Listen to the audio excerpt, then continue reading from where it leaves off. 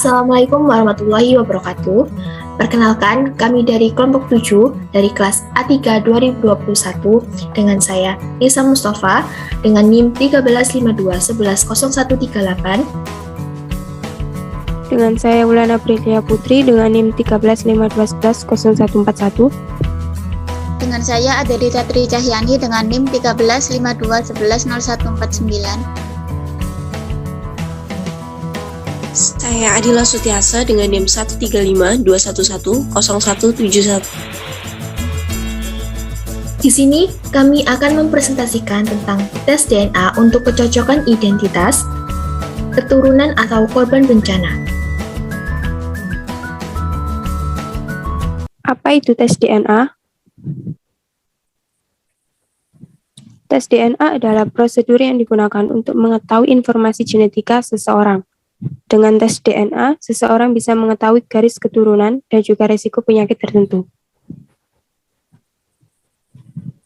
Tahukah kamu apakah itu DNA? Metode apa yang digunakan pada proses tes DNA? DNA merupakan asam nukleat yang menyimpan semua informasi tentang genetika. DNA inilah yang menentukan jenis rambut, warna kulit, dan sifat-sifat khusus dari manusia. Metode yang digunakan dalam tes DNA adalah dengan mengidentifikasi fragmen-fragmen dari DNA itu sendiri. Secara sederhana, tes ini adalah metode untuk mengidentifikasi, himpun, metode menginventarisasi file-file khas karakter tubuh.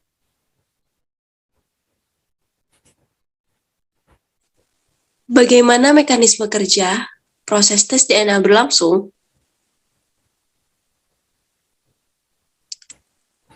Pertama, yaitu dengan pengambilan sampel. Pengambilan sampel DNA bisa berupa usapan selaput lendir bagian dalam pipi serta darah.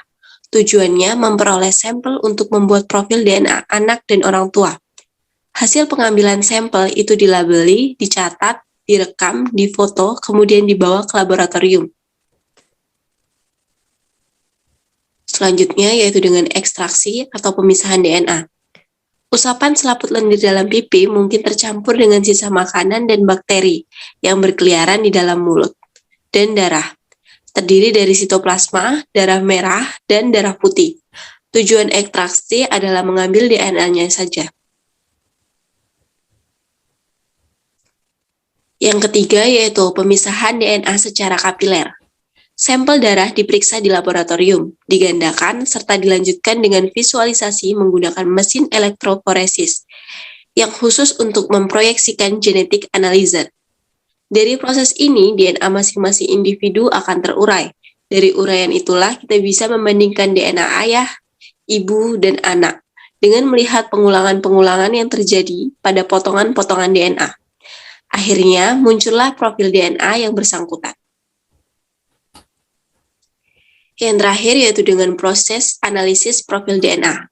Profil DNA yang muncul kemudian dianalisis dengan menggunakan perangkat lunak. Hasilnya akan terlihat di bagian mana saja terjadi pengulangan pola DNA. Marka-marka yang dipakai diakui secara internasional dan bisa dibaca oleh ahlinya. Hasil analisis tes DNA kemudian diserahkan kepada pemohon. Selanjutnya, manfaat tes DNA.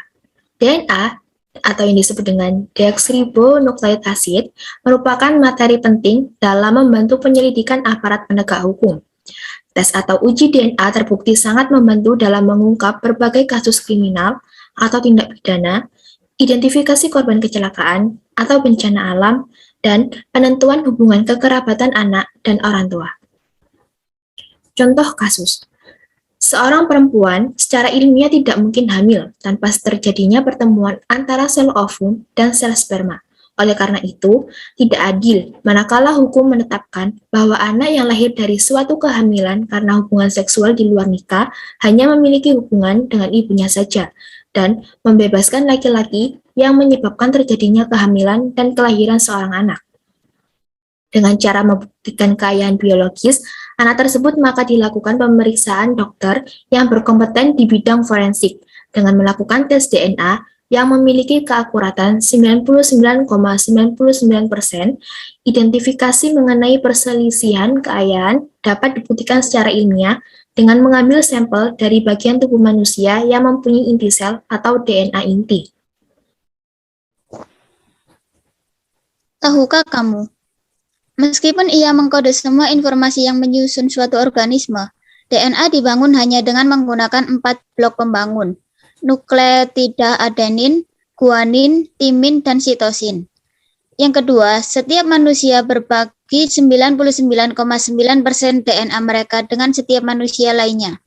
Yang ketiga, jika Anda meletakkan semua molekul DNA di tubuh Anda dari ujung ke ujung, DNA akan mencapai dari bumi ke matahari dan mundur lebih dari 600 kali, atau 100 triliun kali 6 kaki dibagi 92 juta mili.